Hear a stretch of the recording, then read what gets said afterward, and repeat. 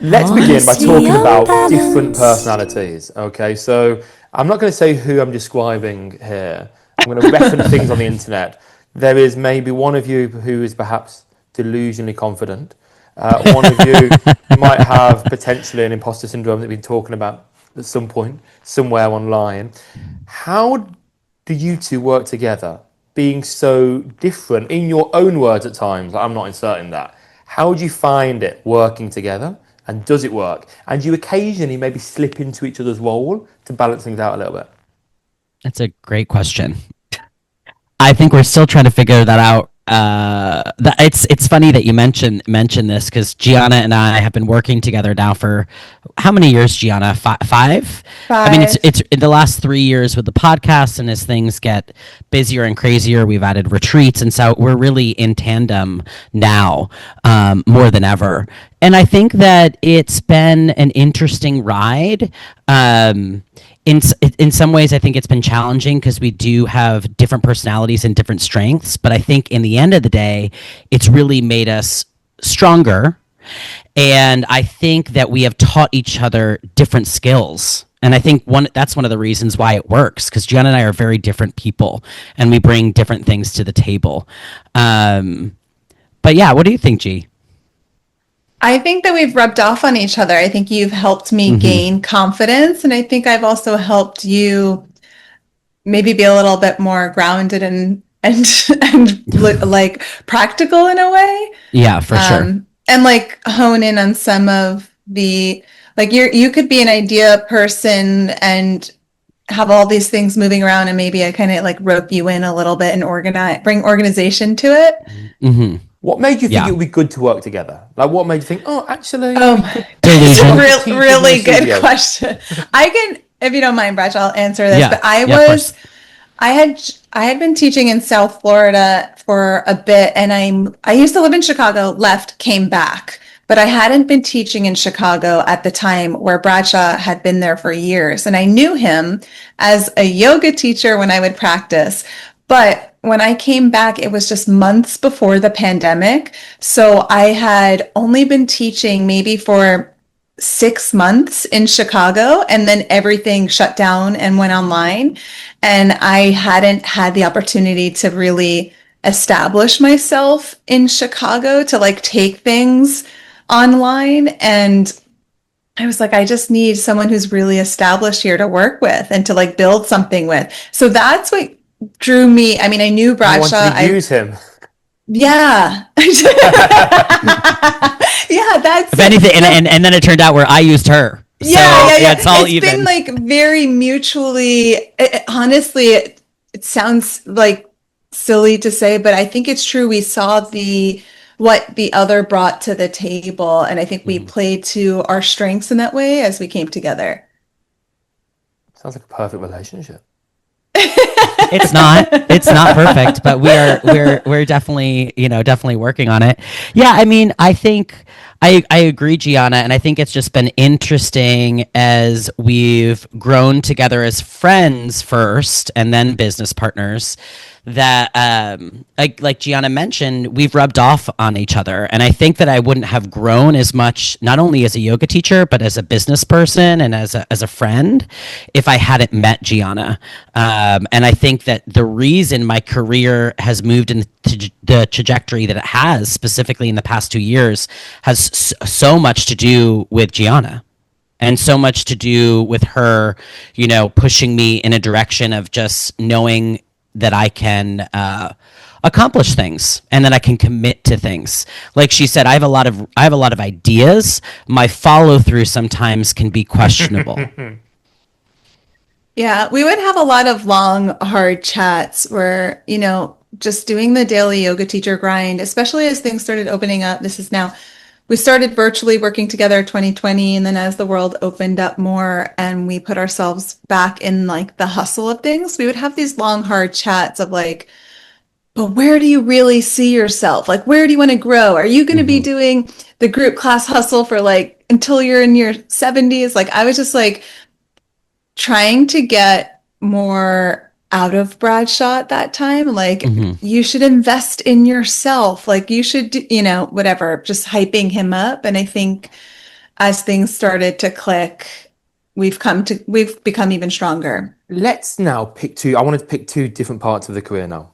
Okay, the first part of the career is kind of a question for both of you. You lead teacher trainings, and both of you are bringing different personalities to the table. Forget about relationship with each other. Just when you started off with a new teacher, maybe you were different people. And I think this is going to be really useful for new trainees to hear, because it's very easy when you're on a training to see someone who's very confident. I think, well, they're a natural teacher.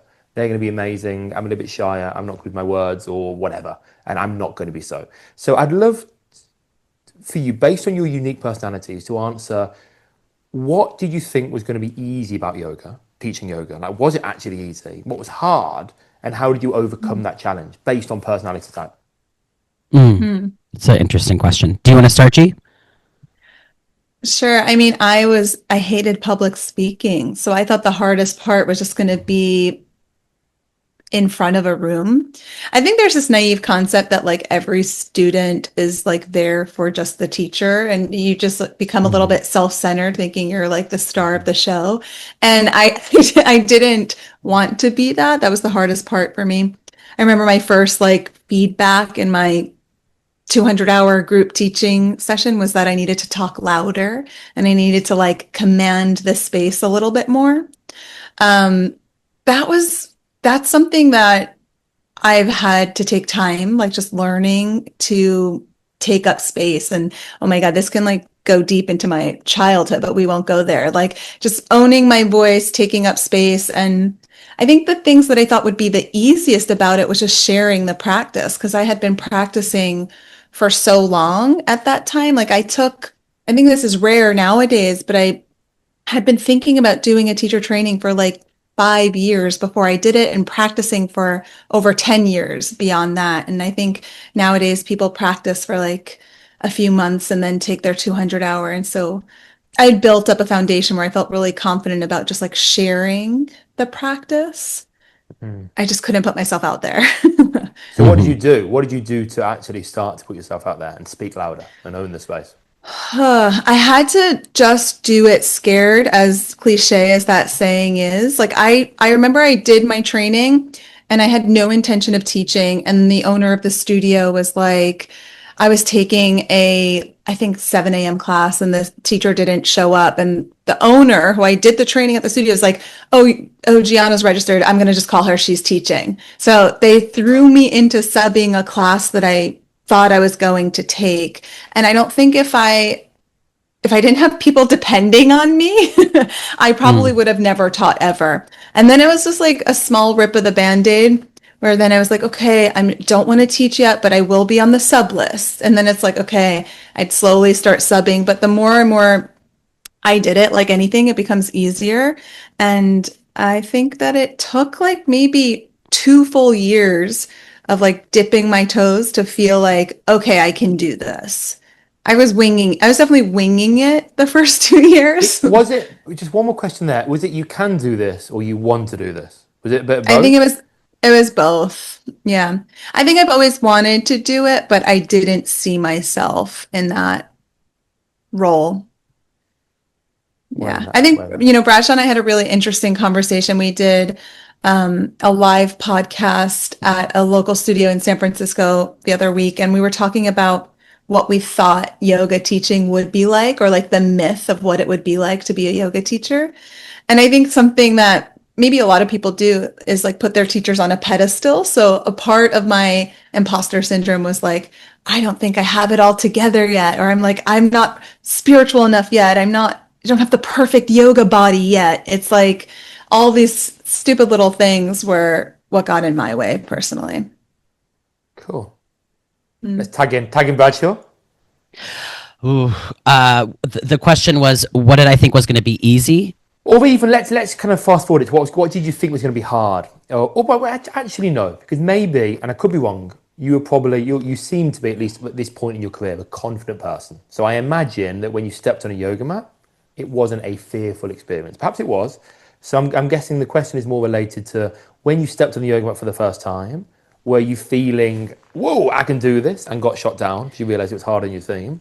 Or the other way around, you thought it's going to be really hard and actually you just flew? I think it's both. I think it's more complex than that. I think why is that funny, Adam? It's complex. I like complexity. Okay, well, you better. You look freezing, by the way. Okay, so, okay, I think I have a history and a personality that is delusional, and it's been a blessing and a curse in my life. So I think I was young. I was only 23, and so I was so naive, and my thought was, oh, I can do this. I could go get a, I've always been, out in front of people. I've always been like, center of attention, funny guy in the room. So like being in front of people was never, I wasn't scared to do that. But I think that the reality of showing up and, entertaining is very different than teaching and being a good yoga teacher. And I think that was a hard pill for me to swallow, because people would come, especially as my careers progressed. It's like, you can have personality, but do you have education? Do you have knowledge? Do you actually have something to share?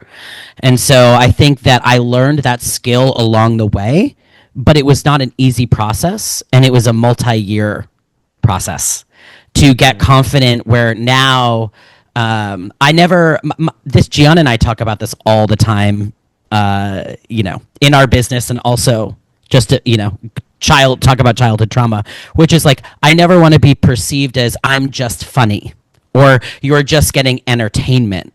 And so I've had to kind of battle that throughout my career. And so I think that's been the biggest challenge. And how do you navigate that now? Because obviously you do some funny reels. Yeah. And I've done the same, maybe less funny now, just more got just dad jokes that don't land. But you make funny stuff. And I guess the thought is, do you ever have that thought of, because I know you've got knowledge, like I know you're a great teacher, but do you ever have the thought, am I doing this for the virality of it? And is it converting to people coming to my classes, workshops, trainings? And how do you navigate making sure that you're not diluting what you have for the sake of entertainment? Because I have trouble with that sometimes as well. Yeah, I don't really know if I know the answer, but I will say that I've started to incorporate, and this has been really intentional, and you may have seen it, like I'll do, funny video, and then I'll do an insightful video. Or like something that I'm thinking about that's maybe a little bit more vulnerable, or a little bit more teacher related, or more informational. So I've really been trying to incorporate content that is not just funny, that also has some kind of education component weaved, or vulnerable kind of component weaved within the humor. So I feel like that's been helpful for me, and it's been interesting because I assumed that when I started putting that stuff up, that it wouldn't do well, and it did. It's done very well. It does well, but it doesn't ever do as well as the funny stuff. Let's be real. Yeah, the funny stuff always is so much better. Yeah. But do you think people are more willing to listen to the less funny stuff because they're invested in you as a person now? I think that's always a balance. Is you want people to believe in you, and when they know you, they're willing to listen to you. But if you're just talking all the serious stuff and then crying occasionally on camera, they're not invested. I think I like to think that they're invested and more invested because there's different. I'm showing kind of different sides on social media now, way more than I did at the beginning. But I do think that there is something when you're talking about, this is like such a interesting topic. When you're talking about things like social media, you're like, oh, you're funny. It's like, yes, I'm showing you one aspect of my personality. And to think that like that's the only thing that someone has to offer based on reels that they're making is kind of wild to think about. Let's jump. Let's jump in your career now, both of you. So we've talked about the beginning. Let's talk about, I guess, where you've been in the last year or two. So when did you decide that actually this grind of teaching classes wasn't going to work, or not in its entirety, and you were ready to move on to other things? Many yoga teachers, I think, go through their career, and there's nothing bad about this. Many of them live very happy lives and content lives, and you could argue that the people that do more and more, far more stressed and unhappy. But lots of yoga teachers for a long time will teach public classes, some of their own, some in studios, depending on where they are, a few privates here and there, maybe a retreat for their little community, and that's how they make a living to the end of time. Okay, some will start to move towards creating their own teacher trainings, maybe training within studios. Then maybe on maybe next level, as it were, the kind of international teacher drawing people in through social media, through online courses, etc., which aren't that many. So how do you decide what you wanted to do to advance your career? And for both of you, why did you decide to actually crafting with public classes wasn't what you wanted? Correct me if I'm wrong, Gianna, but I'll start and say that burnout. Like, I think that we just got fucking burnt out. It's like really, really hard to teach 15 to 20 classes a week. You just get tired and you get to this point where like, I can't do this anymore. I'm going to have a mental breakdown. So like in all seriousness, I mean, like you're like on the, Gianna and I were always referred to it in our podcast as like the hamster wheel. It's like you're on it, you're doing the same shit over and over and over again. Then you're like, what am I even teaching? I'm not learning anymore. I'm not educating myself anymore. I'm just literally going up, teaching the class and leaving.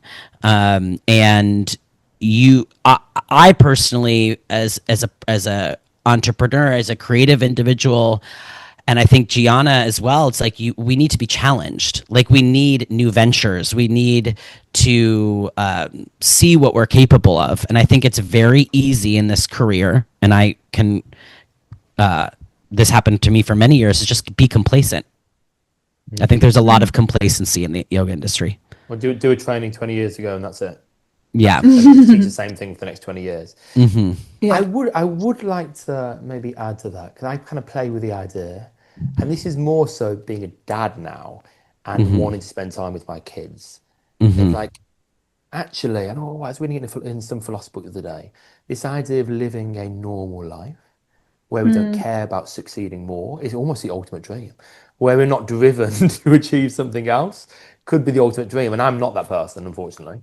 I'm always hustling, doing some projects or branding stuff and taking photos, and I'm sitting in thousands of pounds worth of electronic gear that I barely use right now.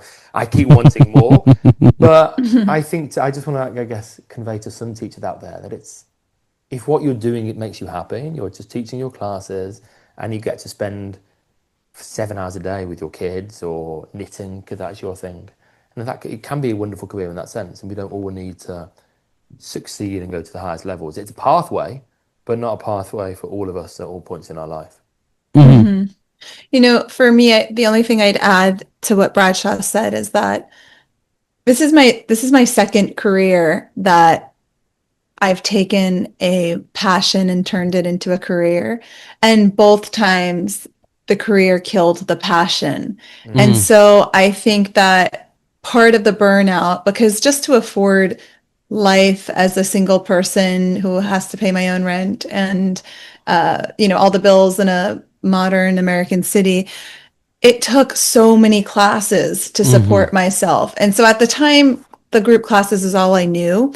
And then once I'm in that grind, or the hamster wheel, as Bradshaw calls it, then I'm losing my own practice, and then I'm falling out of passion with it. And I'm like, that's when that question of like, okay, why am I even doing this? I mean, I can say chaturanga until I'm blue in the face, but it didn't feel fulfilling anymore because I was not in balance. And so part of the inspiration for doing what we do now, back to your original question, is just also to like bring more balance into our schedules. And like you're saying, you just want to spend time with your kids. It's like, I might just want to sit on my couch. I might just want to like go to the gym. I might just want to practice on my mat for a little bit of time, and not be driving from studio to studio to studio for whatever minimal pay there is an hour. I think you also bring up another interesting point of like Gianna saying single, living in a city when she was living in Chicago. I'm single, I'm living in a city in Chicago. When you have a partner that works maybe a 9 to 5 that's bringing in more cash than you are, it's easy to just teach 6 public yoga classes a week. And it's easy to live on that. I mean, let's be serious. So it's just like when people are like, oh yeah, I just want to teach. It's like, yeah, because you're rich. your husband has money. Yes. Or you just have a dual, or you have dual income. or like, you have part-time teachers who are doing it for the passion because they already have a nest egg. And what you will find is, I've noticed as well, a lot of people that have in the yoga world in the UK, not all by any means, but a few who've had amazing surface level career success have had that. They've had that kind of safety net. And of course. Been able to spend their time pushing the interesting stuff. Mm-hmm. And even now, at this point in my career, for instance, now I do have money coming in from multiple sources. I have less maybe from social media than I used to because I'm not, in vogue particularly in terms of demographic. But I'm still like always reluctant to get rid of public classes. I'm like, but it's nice to know that money's coming in a month. Mm-hmm. And really, there's so many things I would love to do in this studio. I would love to film so many more courses, but I need some consistent money because I have stuff to pay for and people to support. Mm-hmm. And my wife makes money as well, but we're both in the same boat. We're both self-employed. With no one looking after us. Mm-hmm. Yeah, it's a challenging balance. We talk about this a lot. Like, I wonder sometimes if it's like a scarcity mindset that just keeps us attached to the public classes, or if it's really still like the passion. And for me, I'm like loyal to a fault. It's like if I say I'm going to work for you, like I work for you for life now. I don't know how. I'm the same. It's Oh, God. I was just gonna say, I know that you've worked with Jason. We trained with Jason, and Jason always taught us public classes. Like he would travel, and like always teach us public classes. And I think it's important to be invested in your community of the city that you live in. But the more and more I'm teaching public classes, the more and more I've given up. I now teach only 4 public classes, a couple on Zoom, and I want to teach less than 4. I want to teach 2. Honestly, I like 2 really popular ones. 2 extremely popular ones that people are waitlisted and they're just begging and crying to get in. That's the kind of class. No, I'm just kidding. But you're probably not. I know. I don't. Yeah, I don't. I don't know. I've been doing it for so long that I'm like. I asked my question. I was literally thinking about this today all day. Do I want to give up public classes because I'm tired? Or do I want to give up classes because I'm feeling pushed to move into something more? And I don't know the answer to that either, but this is a question that I'm constantly asking myself. Could my time be used better if I was able to, curate specific content online, do a YouTube channel? Would this make my life easier and more fulfilling? What, for both of you now, what would be a week that's full of a sensation of feeling content? Like what? Not working. Like not happy. Just continue. You be content. Line it down. Okay, right. Tick. Right. No work. But what would be filling your day? It feels like you like work. I feel like you like it. Sometimes. I think I'm addicted. I think I'm addicted to it. I don't think I like it. It's all I know. You don't. Okay, right. Let's have a bit of a therapy session. Okay, so let's step away. Let's step away from yoga. I want you to describe intimate detail, like your ideal 6 a.m. to 12 midday. What is that looking like? Is there a dog that you're stroking? Are you waking up having a shower with? I'm stroking other things.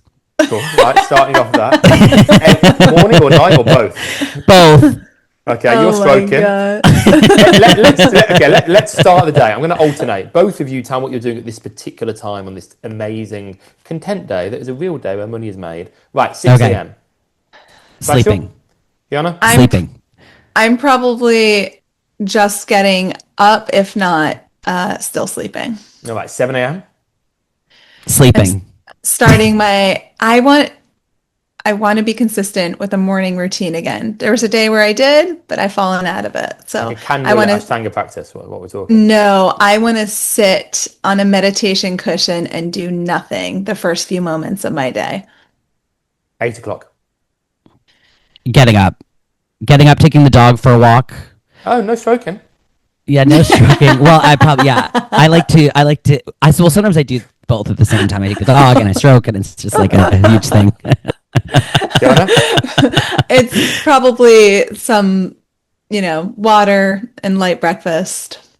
Right, you've both woken up at this point. I want to know where you are living. What kind of environment are you in? Bradshaw? I'm very content with where I live in my condo in Chicago, just relaxing, spending some time with my animals. Have you heard of Santosha? Yeah.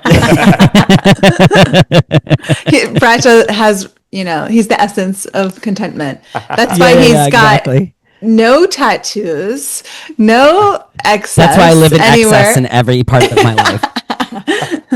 Right, where are you, Giana, in your dream day? I've recently moved to Marin County, which is just north of San Francisco, and I'm here. I really like it here. We got the redwoods, we got the beach. It's gorgeous. Then for both of you, what would the first piece of work look like? Would it be creating content? Would it be meeting a private student? What would it look like, the first piece of work in your ideal day? I always find that I'm actually the most creative and the most inspired in the morning. So that's when I prefer to make content. My content that does the best is when I don't think about what I'm going to make. If I have an idea or I had some ideas written down, I do the first thing that comes to mind. I record it very quickly and then I put it up online.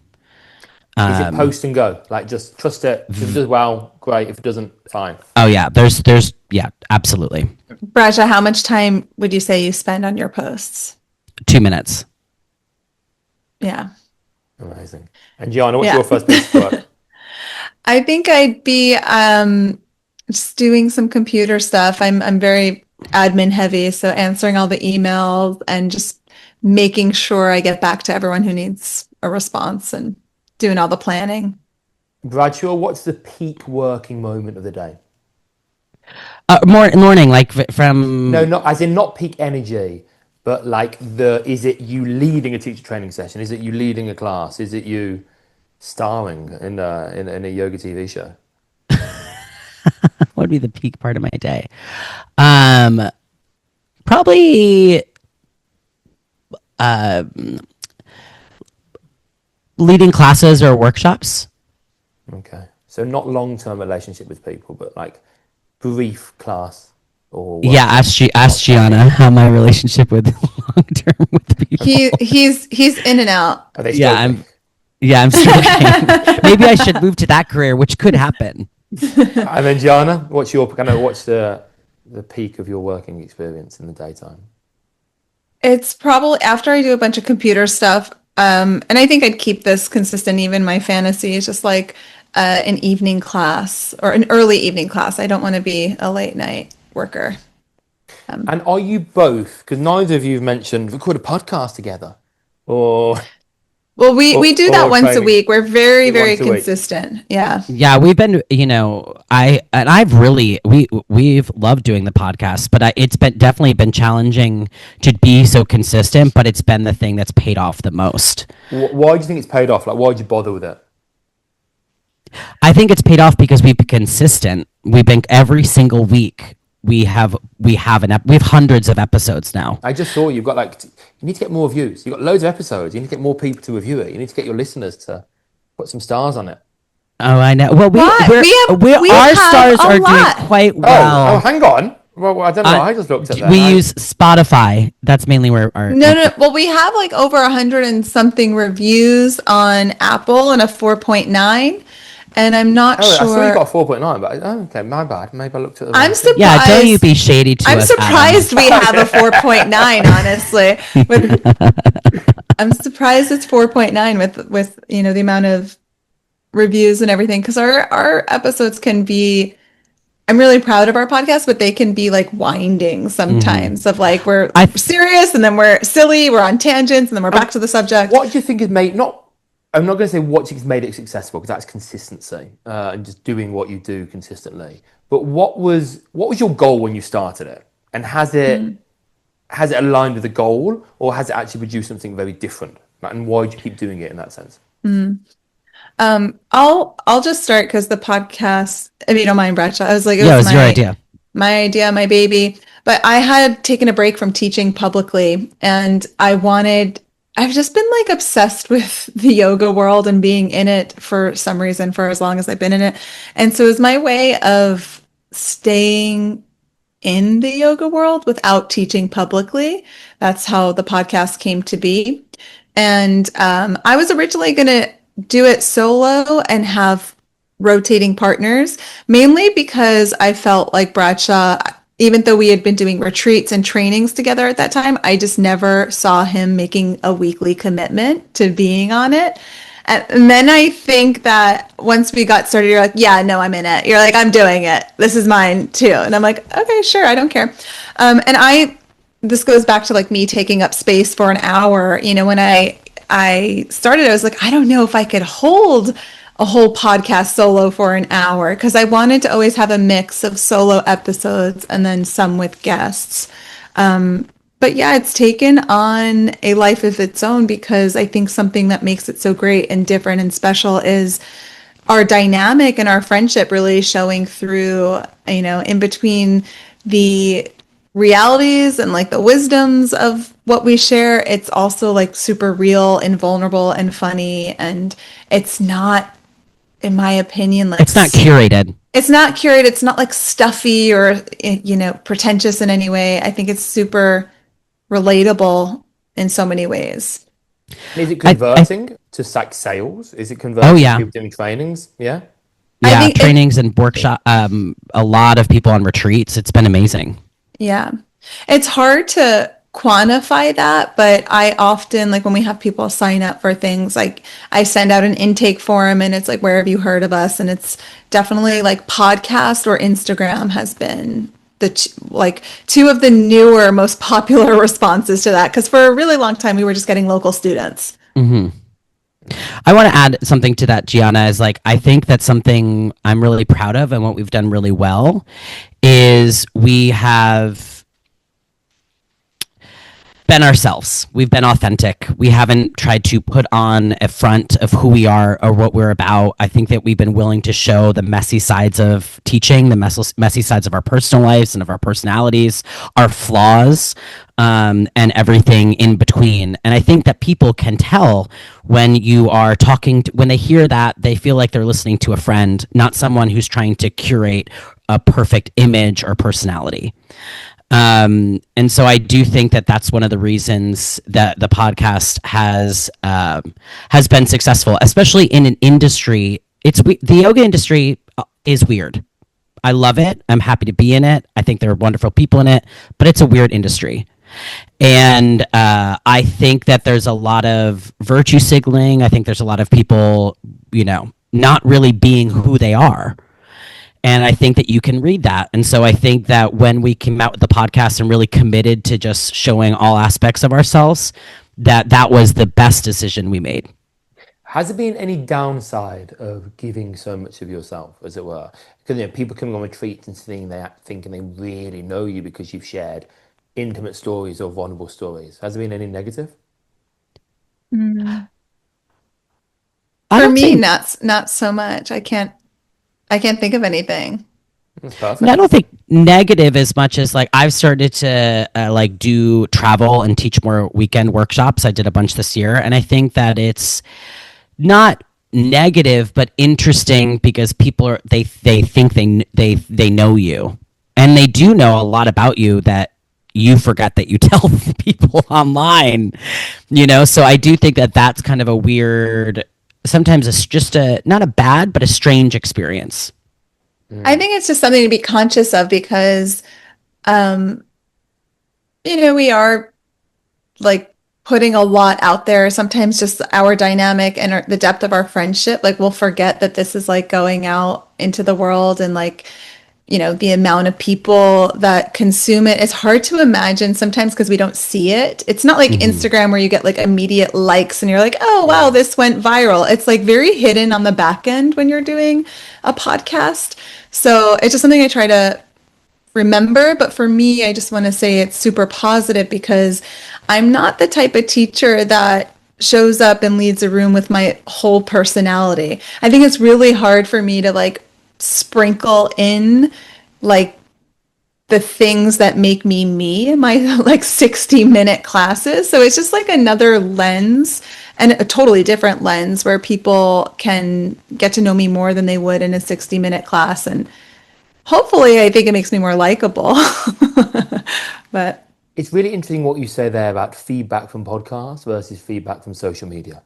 mm-hmm, Because you can very clearly see what you're posting on social media. You can scan the last months or so. And I find and you see who's liked it, you see who's commented, you see who's reshared it.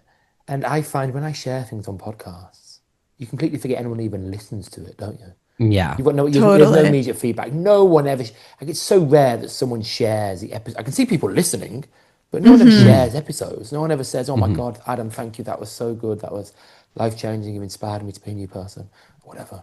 No one's ever said anything like that to me. But then I'll be randomly in Bulgaria and someone says, oh yeah, have you managed to do the potty training now? What? Yeah. He talks about potty training. I'm like, oh, that was quite a share. And it's just really odd, isn't it? Because you forget entirely what you've spoken about. Yeah. Yeah. I also I think think, it's no, go Gianna. on. I just think it's also difficult.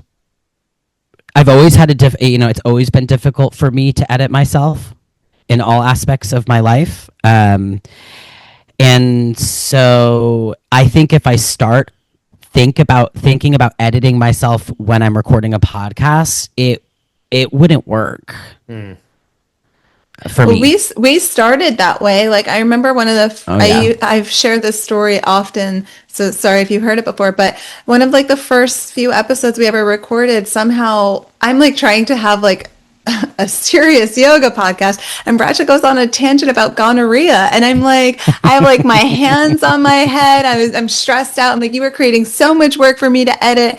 And the first year, I have to be honest, I edited a lot. I took out a lot. It was just like I knew that I couldn't maintain it if I was doing that much It's editing. a lot of work, isn't it? Yeah. It's a lot of work. And so the biggest part of, I think, the success, as we've shared, has been the consistency and also the authenticity. So as soon as I stopped editing the podcast and I'm like, all right, he's just going to go on about, I don't know, whatever he wants to go on about. But I've had to learn different skills of like, okay, let me rein it back in. Let me bring it back to the topic so that we still have a cohesive conversation. And honestly, I think it's done better than ever. I mean, both those things have helped though. Let's talk about you guys being change makers now. So the name of your yoga school is Come As You Are, which is beautiful. And even that makes it very clear that you want to do something different. You want to be welcoming people. You want to be doing something different that the yoga world isn't doing right now. So I want to say, what change would you like to make in the yoga world? Because that makes it sound like the yoga world is negative, and of course some parts are. But let's talk about what positive changes you would like to make. For me, it's very easy. Go on. It's a very.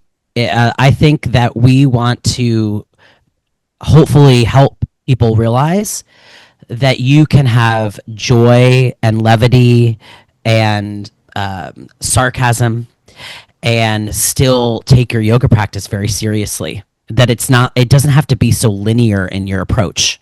And I think that sometimes people are so serious that they kind of miss the joy.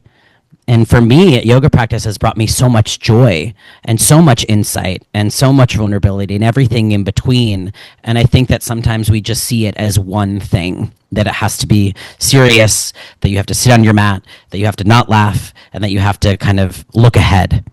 So I hope to bring a sense of education and joy. Can I ask you just a Nathan, follow up to that before you answer, John, if that's okay? The sure. follow up is more related to then. Previously, yoga teachers perhaps over identified with the role of being a yoga teacher. Like it was For all sure. they were. They were, and when I started teaching, I had a voice, I had mala beads, I had long hair, I looked like a hippie, and I said namaste to everyone all the time. Okay. Do you think perhaps there is an undervaluing of the role at times? Has it gone too far the other way, and how do we navigate that? As in people doing yoga for a month, doing a teacher training, and then starting to teach yoga with dogs or yoga to work for your beach bod. Is there an undervaluing of the role of yoga teacher, and how do we balance that? I don't know how to balance it. I think it's extremely saturated. I think, can I just say one thing to that? I think it's two different things because I think, of course, yoga teachers have value, but I think that I don't think we're undervaluing the teacher, but are we undervaluing the practice when we move away from it? I think so. I just see that as two different things, Adam. I'm like, yeah, maybe, the wine yoga and the goat yoga, like that's definitely veered away from the tradition in many, many ways that I don't even have to describe.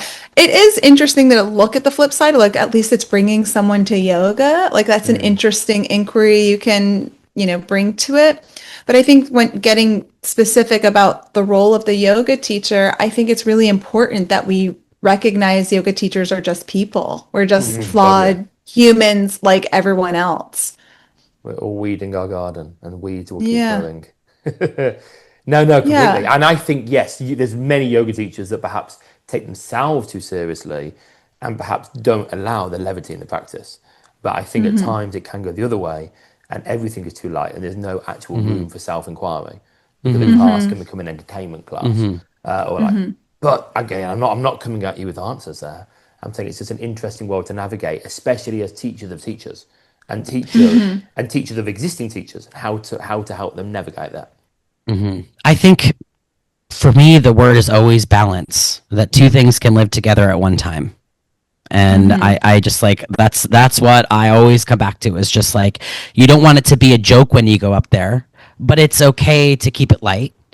And it's good to ask questions and have your students be inquisitive and teach them about anatomy and sequencing. And I think that that it's possible to do all of those things.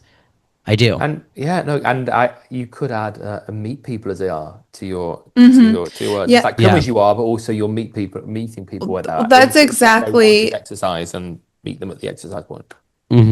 That's exactly what I wanted to add on to Bradshaw. I think, definitely mixing the education with the levity has been a huge part of our mission, but as is the name, come as you are, I think it speaks to maybe something that people feel a lot, maybe a little bit of the stuffiness of that the practice could sometimes feel like it has it goes back to that age old thing, like I can't do yoga, I'm not flexible, or like even me sharing that I didn't think I could be a teacher because I didn't have like a yoga body, whatever that is. And I'm sure, there's a few notable people on Instagram now that look like, Bradshaw, you're very unique, but there's a lot of tatted yoga teachers now on Instagram too. But maybe there was a point where you wouldn't necessarily look at Bradshaw and be like, oh, he looks like the stereotypical yoga teacher because he doesn't have the long hair and the mala beads and he's not saying namaste. And so just like you're saying, Adam, it's like, it was really important to us when we were choosing a name and choosing like a mission and also like our brand identity or voice to have it go both ways, to come as you are, but also for us to show up exactly as we are too. And if that means you want to have Botox, you can come with Botox too. I think that like this kind of wraps also to the beginning of conversation, which you're like, you're Bradshaw's outgoing, Giana, you seem maybe a little bit more subdued, but you do things behind the scenes. And I think that when it comes to the podcast, the best thing about the podcast has been we've been able to show and demonstrate other aspects of who we are. And I think that people see how Giana's hysterical, so they've been able to see how funny Giana is, how vulnerable I sometimes like to get, and so I don't know. I think that's another. I think that's. I know this is kind of off topic from what we were just talking about, but I was just having that thought while you were talking, G. Yeah. And now everyone wants to have a podcast. Podcasts are hard work, aren't they? Yeah. What's your goal with the podcast? Do you want more guests or do you want to just keep it being you guys having a chat? Are there the episodes that do better? I know you're going to say, Bradshaw, you want money. That's exactly what I was going to say. I would. He wants to get paid for recording with me for the 1 hour and zero other work he does beyond exactly. it. I don't know why this is such a hard thing to figure out. Why are you not paying him? I'm not getting paid, and I'm the one who edits, produces, publishes, Are you promotes. making money off your podcast? Tell the podcast listeners. Are you making money, Adam? Oh, loads. Got them loaded. Of your podcast? No, God, no, alone? God, no. You know what? Yeah. I don't. Sometimes I don't even know why I do it. It's just habit. It's just a bad habit that I've got into. I need to have conversations with people. Now, I do get people listening. Maybe I see it as my service.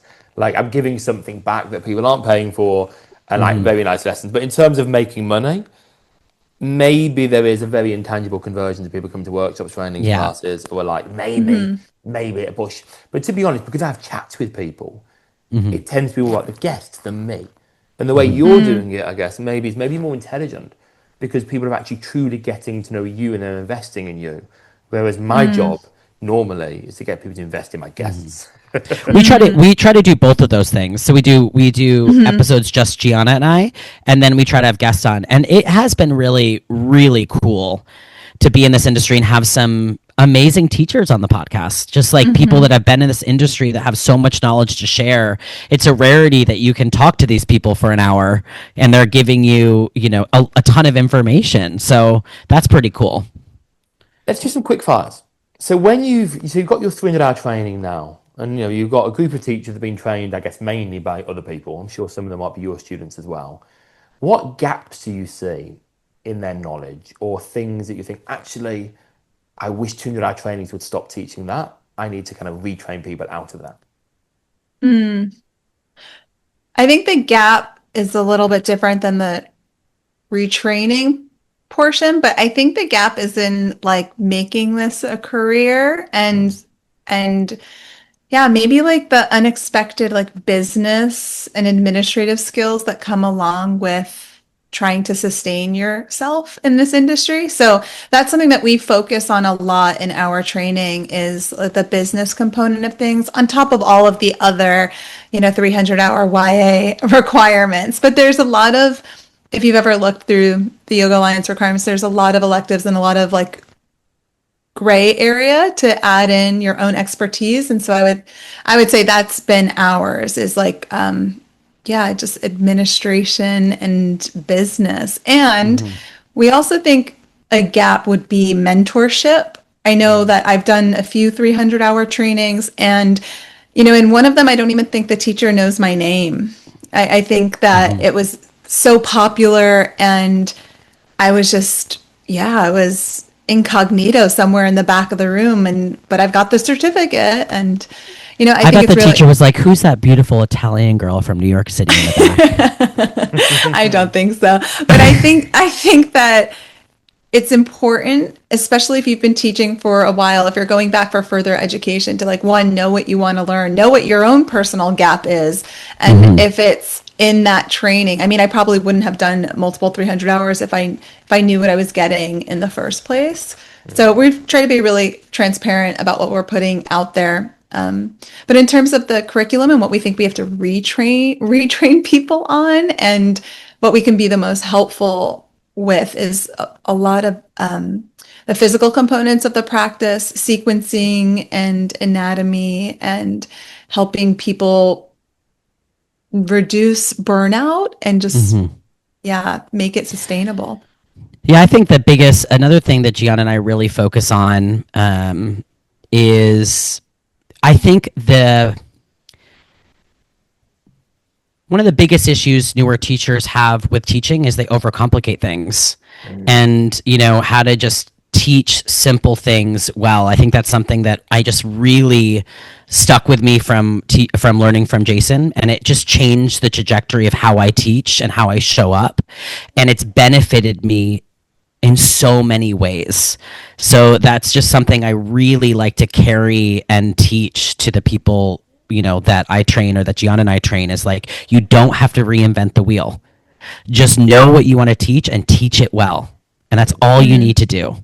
Because I there's this kind of frenetic energy with 200-hour trainees. And I get it because I was really there where you're trying to grasp onto how to teach and how to get people to show up, and you're like trying all these things, and it's just like stripping away a lot of that and just getting back to the fundamentals and the bare minimum. Not the bare minimum in terms of sequencing is like a great place to start and grow from. I think people just overcomplicate things. I think it feels so good to teach in a way that you truly believe in. I found that I've had to let go of things that I know would be more commercially successful in order to teach how I want to teach. You know, I'm someone that's very simple but technical, and a lot of people just want to flow to music, which is fine. Yeah, for sure. Or you know, or do a very complex flow that appears more dance-like, which is cool, but just not me. Now, pop a quick fire now. Cue that you hate. Yoga cue, common, like open the feet like the pages of a book in Baddha. Give me one you hate. There's a few. I know Bradshaw's. Go on. Go You on. hate tuck your tailbone in chair, don't you? That's your most, and like the cue you hate the I most. don't like tuck your tailbone in a chair, and I don't like put yourself in between two panes of glass and triangle pose. More toaster, I think. Toaster's more Or violent. toaster, pizza Toaster, box. yeah, piece or- of bread. Hang on. Don't put toaster in the same category as pane of glass. Two panes of glass are squeezing you in a fairly linear way. But if you're a relatively streamlined piece of toast and a relatively chunky toaster, you've got a lot of room for freedom before you, let's say, burn your right nipple or your left glute. Like, you can move within the toaster. So you use this cue? I go toaster, but make sure I really differentiate it between the two panes of glass. With the idea, just don't quite burn your one nipple. Don't burn your leading glute. Like, it's not going to be an even toasting. You're not a flat piece of bread. Okay, there is some space, just no burning. I don't know why I'm so turned on right now. Like my nipples and my butt are both burning at the same time. I know the curve. Oh my gosh. Right. The cues that annoy me the most, I would say, are touching your heels in bridge pose, just because for me, Oh, yes, I'm on you. Yeah, good. yeah, my arms aren't long enough for that, so I proved that one wrong. And then also, I've never said this one, but I've heard it in like forward folds to flower your anus. Have you actually heard it? 'Cause I think that's one that's often shared as like a meme, but you've literally heard it. You've heard. Oh like yeah. Oh God. At least twice in my 20-something years of I've practicing. heard that on the mat, off the mat, and everywhere in between. The fact that you haven't heard that, Adam, is very strange to me. I actually have never heard that, Gianna, but that is. Or there's a different way to say it too, which is like to widen your sits bones, which I feel like is too like technical for most people to understand what that even means. And maybe it's similar. I will sometimes say, imagine there's an egg between your legs and you're trying to lay it. What? Are you kidding? That kind of creates a similar effect. I wouldn't know what that means, Adam. I'd be like, oh, are you? yes, I've never laid eggs before. I think it's more when I've got people have a brick between their legs. I'm like, But imagine you don't the even brick have is a an hole egg. down there. But the brick is an egg. I want you to lay the brick Well, he by does kind of have a inwardly hole. rotating. That's true. He does. We all have a hole down there. Well, I mean, I've got two holes down there. Wait. Oh yeah, you're actually right. But Wait, the front pocket. I just love that you call it a brick. A brick.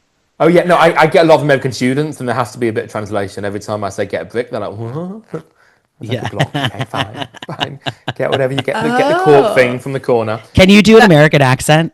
No, I can do Birmingham. That's it. Right, mate. How you doing? I'm like a proper Peaky Blinder. That's where I'm from. That's it. I know. No, you chance can't even of it. pretend. No. You can't do an American accent at all. Like you're impersonate Bradshaw. Say so. Really good. My wife is. Go on, give me She's something. good. Wait. Right, I don't want to be camp. I can't be like. I don't like pretend to be camp. Like I can pretend to be camp, but I don't want to be offensively pretending to be camp. No, just be like, hey, how are you? Hey, how are you? No, that did not work. Do you want to hear Bradshaw's? Because he does it all the time on our podcast, his English accent. Hang on, let me try yours. Let me try yours first. You say something, Okay. Gianna. Go. Hello. Toodaloo. No, not English. Do your Not American accent and let me copy your American Oh, I accent. thought you wanted me to do English because I don't know anything. Just Okay. say hi. I'm Gianna from New York. Hey, I'm Gianna from New York. Hey, I'm Gianna from New York. No. No, you can't get rid of it. I say, hello everyone. It's me, Bradshaw. No, What part of England are we from here? You tell us. I don't really know, but let me just tell you, I do not like going to class at 6 a.m. You're like It's a little 1970s Australian. East London. Yeah, no, it was Australian. It's sort of Australian. Finish the sentence. Yoga is funny because... I'm here. Because Giana? we don't have to take life so seriously. I don't know. Now, where can people find you and your yoga podcast? Tell us where can people find you and what you got going on sometime soon. Oh my gosh, we have so many things going on. You can find us at www.cayayogaschool.com. I hate when you say WW because you only say two. Whatever. You only say two W's. You don't have to say that. Cayayogaschool.com. We have a 300-hour training coming up in April. We are going to Portugal next summer. We're going to Italy next summer. And we are going to Starve Rock if you're local in the Chicagoland area, which people that probably listen to podcasts Why are aren't. you traveling across the Atlantic for retreats? Is there a demand? We love to. Oh, yeah. Yeah, it's more lucrative than doing them in the States. Why is that? Even with the It's Euro expensive conversion. in the States. Renting is just very expensive in the States. I did a Sorry. retreat with an American teacher. Like we co-taught it, a guy called Tate England, who's wonderful. I did it with him, and I was amazed. It was just in Sicily, and so many of his American students had never left the States. Oh yeah. And we just Welcome to America. Let me just tell you something. something, Adam. The United States of America is not doing too hot right now, so people want to get the fuck out of here. Okay? Yeah, we You don't did have it too one. great over there, Adam. England's not doing too great either. We're all not doing really great. Well, thanks for being so positive, Bradshaw. I was just going to say we did one in the Amalfi Coast this past September. We're going back to the Amalfi Coast. We brought 25 people. We anticipate it'll probably be around the same size, but it'll be our first time in Portugal. And we actually do have a lot of listeners from the UK. So we're trying to get our UK listeners to come to the Portugal retreat since it's not too far and will be 3 hours, maybe 3 hours, 4 hours at a push. Yeah, it's you could meet us a little bit less than halfway. Adam, And do you then want to come? Do you want to come? Can kids come? Are we allowed kids? We'll give you your own suite with the kids. We'll take care of the kids. You know what? It's been so many years since I've been on a retreat. Maybe 10 since I've been on a retreat. This is why Bradshaw's been practicing his English accent, because on our podcast he tells our UK listeners to come in the English accent. It's not working yet. It's not working yet. Is there anything else we need to know? Give me your Instagram handles. Caya Yoga School is our school Instagram, and then we have our podcast Instagram, The Funny Thing About Yoga. And I'm Giana Gambino, and you're just Bradshaw Wish, right? That's it. Yeah, it's all there. Any parting message for our listeners? You can sign up for our 300-hour also. Inspirational. Thank you. On that beautiful note. Give us your money. I'm just kidding. No, inspirational. Enjoy your practice. Be kind to yourself, and enjoy the ride. Thanks for listening. Yeah, and sometimes it's okay to do nothing and slow down. You just finished my podcast, me. Thank you for listening. I was done. We're 4 minutes over.